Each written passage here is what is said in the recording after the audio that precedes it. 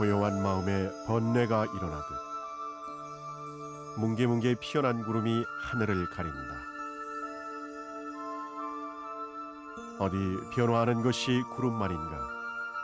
바람과 다 붙잡을 수 없는 것이 우리의 마음이다. 뿌옇게 모여드는 구름이 하늘과 바다의 경계를 지우듯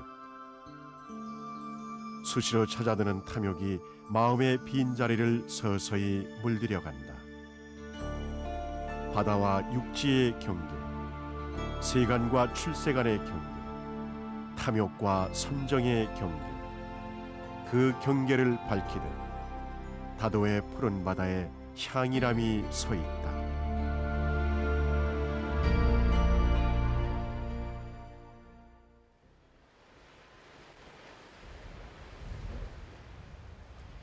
여수 반도를 지나 돌산대교를 건너면 돌산섬에 이른다. 이제는 섬 아닌 섬이 되었으나 다도의 푸른 물결은 여전히 육지와 섬을 가르고 있다. 우리나라 최대의 국립공원인 다도의 해상국립공원은 바로 이곳에서부터 시작된다.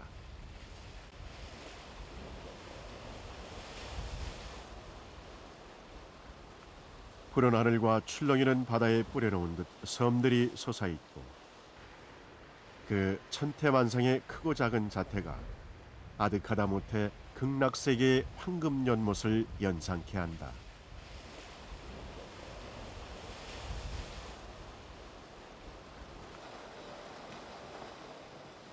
그중 돌산도는 우리나라에서 8번째 큰 섬으로 천왕산, 천마산, 금오산 등 8개의 명산을 품고 있다.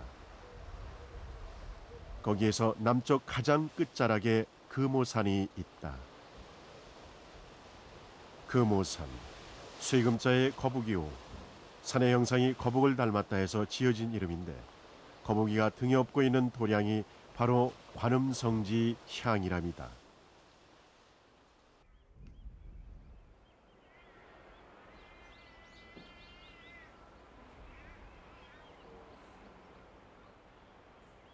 금오산 향이람은 욕심을 갖고는 닿기 어려운 길이다. 가파른 오름목을 지나면서 해탈문이 관문처럼 서 있는 까닭이다. 집채만한 바위가 좁다란 틈을 내어 문을 이루었다. 마음의 때마저도 드러내고 한호흡 인내하며 들어서야 한다. 그래서 사람들은 이 문을 해탈문이라 이름했을 것이다.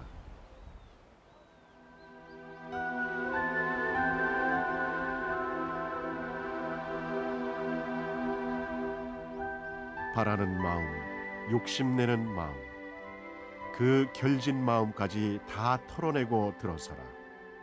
그것이 곧 해탈로 가는 길이다. 향이람은 들어서기 전 이미 그렇게 말하고 있는 듯하다.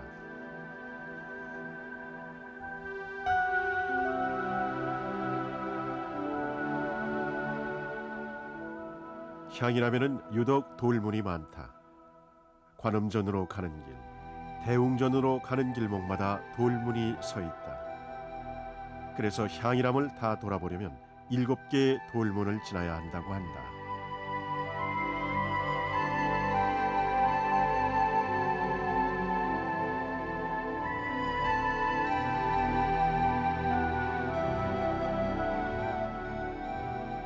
하늘과 바다, 두 개의 평행선이 나란히 만나는 곳.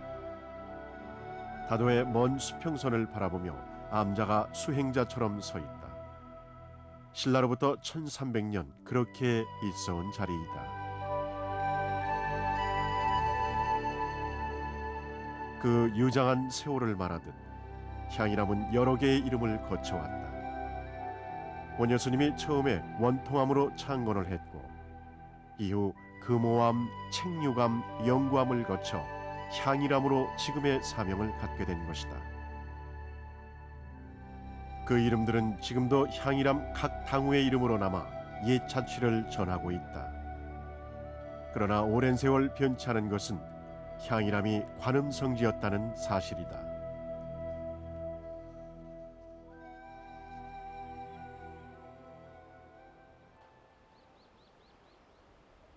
백적간도 가장 가파른 자리에 관음전이 있다.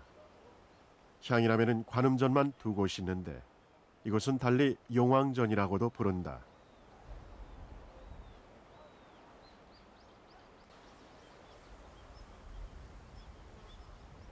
관세음보살을 주불로 모셨고 해상용왕과 선제동자인 남순동자를 양측에 두었다.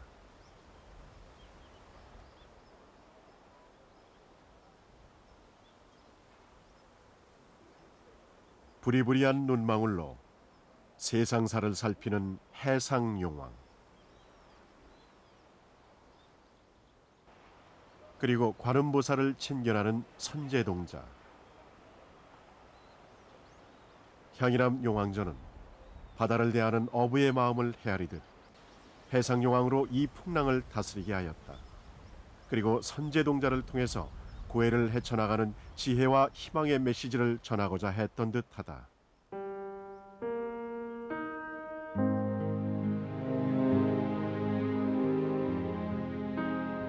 시시때때로 거칠게 일어나는 풍랑의 바다.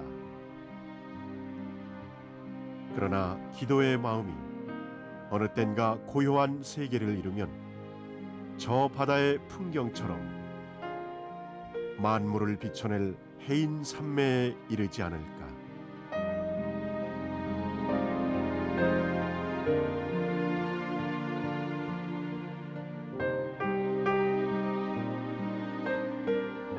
용왕전을 지나 또 다른 관음전으로 가자면 깊고 긴 동굴을 지나가야 한다.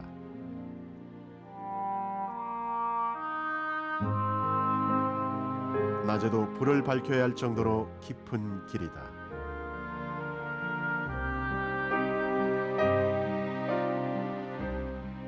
여느 서찰의 부리문격으로 이 문을 지나 분별하는 마음을 쉬고 마음을 하나로 모으면 비로소 그토록 염원하던 관세음보살을 친견할 수 있다고 한다.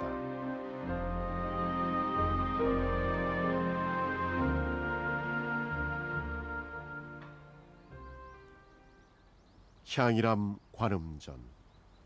관음성지인 만큼 대웅전과 나란히 향이람 주불전의 위상을 갖고 있다. 그러나 그 명성과 달리 내부는 퍽이나 소박하고 단촐하다.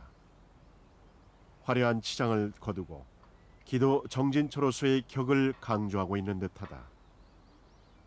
바로 이곳에서 원효대사가 관세음보살을 친견했다고 한다.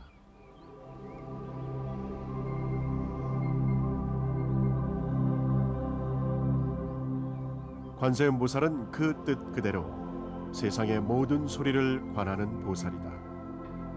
중생 구제의 원력으로 애써 늘 중생의 기도를 살피고 그 답을 주는 자비의 화현이다.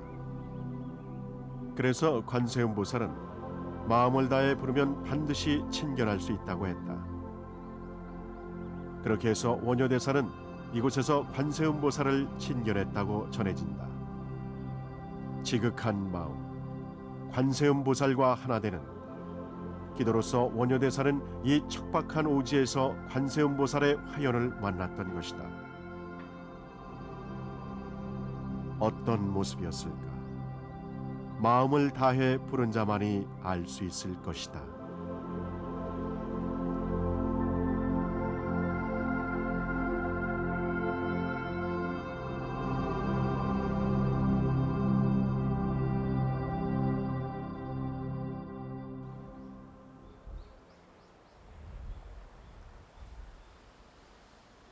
대웅전 뒤편에 귀암괴석이 병풍처럼 서 있다.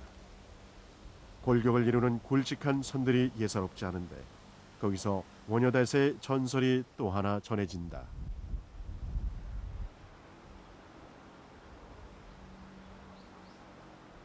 관세음보살을 친견한 후 원효대사는 향이람을 떠나며 그동안 공부에 지침으로 삼았던 경전을 모두 허공으로 날려보냈다고 한다. 그러나 경전은 어쩐 일인지 흩어지는 듯하다 이내 향이람 바위로 남았다고 하는데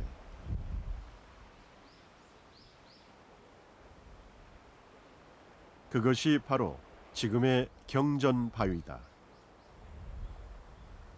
바람에 경장이 날리듯 경전마이는 누군가 손만 대도 쉽게 흔들리며 답을 한다. 그래서 옛 사람들은 이 경전바위를 한 번 흔들면 대장경을 다 본 것과 같다고도 했다.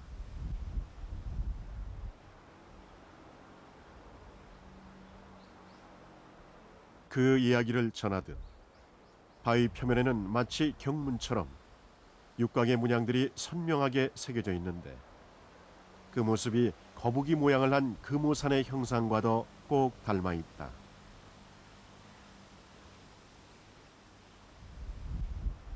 바로 이 금오산은 쇠 금자에 거북이 오자를 써가지고 강명스럽고 자비스러운 한 마리의 거북이가 용궁으로 들어가는 형상을 지니고 있습니다. 저 앞으로 봤을 때는 저기가 거북이 머리가 되겠고 저 밑으로는 거북이 목이 되겠습니다. 그리고 양쪽으로는 인포, 항이 거북이의 다리를 취하고 있고 그리고 제가 서 있는 이곳 이 자리가 경전바위와 향이나무를 등에 지고 한 마리의 금 거북이가 용궁으로 이렇게 들어가는 형상을 취하고 있어서 금오산이라고 불리우고 있습니다.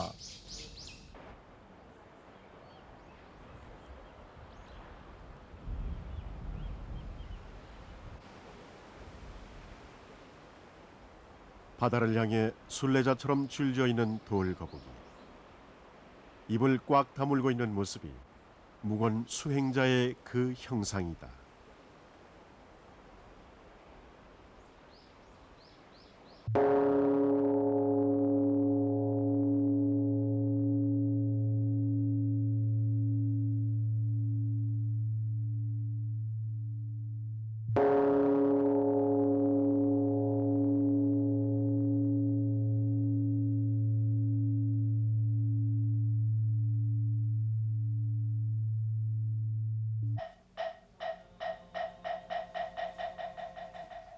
향이람의 하루는 기도로 시작돼 기도로 회향된다.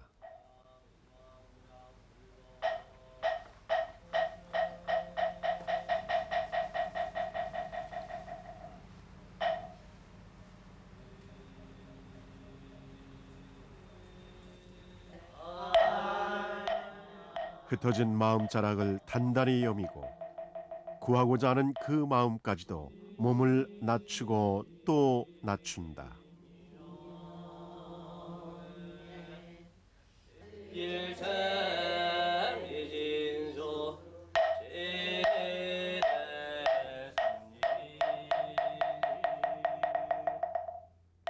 관세음보살은 우리에게 세 가지를 베푼다고 했다.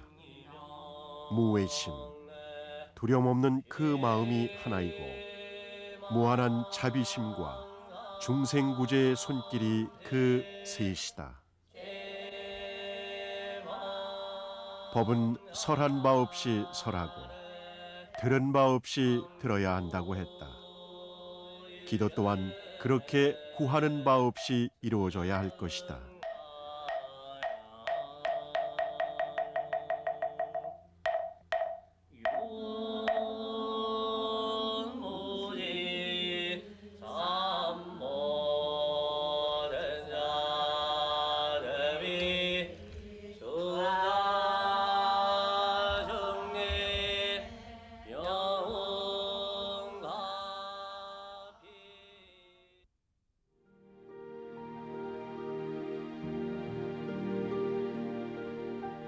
해를 바라보는 암자, 해를 머금은 암자.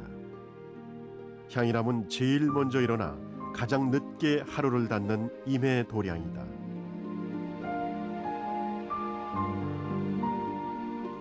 그 이름처럼 일출도 일몰도 향이람에서 시작되고 회향된다.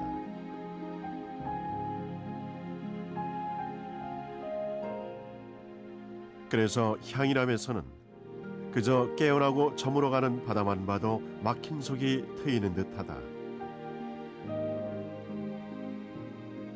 또한 암자와 자연이 빚어내는 절경에서 어두워진 눈마저 씻는다.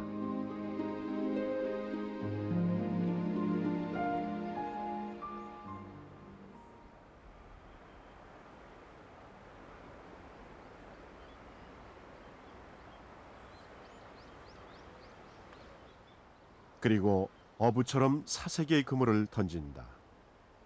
그렇게 던져졌을 수많은 의문들이 얼마나 많았을 것인가.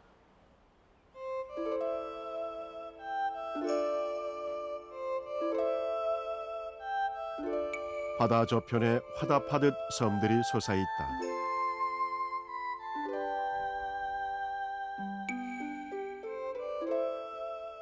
대웅전 정면에 서 있는 섬이 세전도이고 왼쪽으로부터 감흥도, 미타도, 관음동굴이 줄지어 서 있다.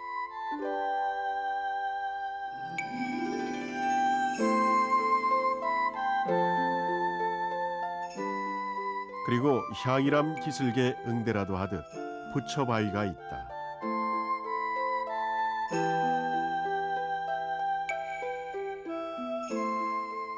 현세불 석가세존과 미래불 아미타불 그리고 관음보살이 법담을 나누는 풍경이 이러할까.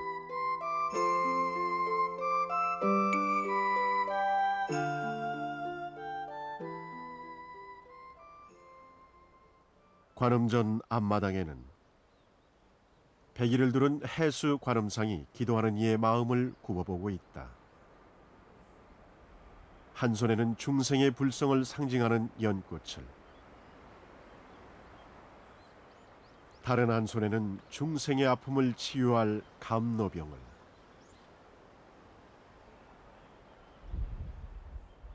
머리에 쓴 보관에는 아미타 부처를 모시고 있다.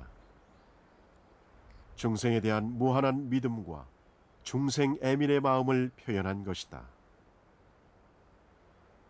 기도, 그것은 불보살과 함께 가는 아름다운 수행이 아닐까.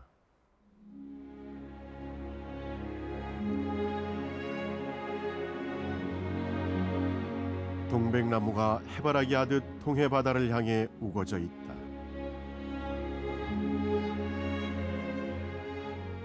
향이람은 온몸으로 일출의 바다를 향해 있다.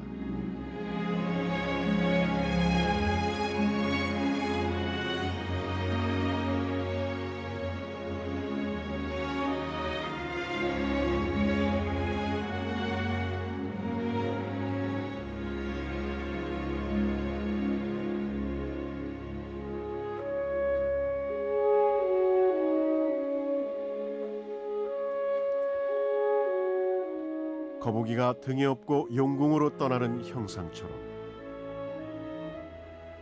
해를 향해 기도하듯 걸어온 도량, 관음성지 향이람.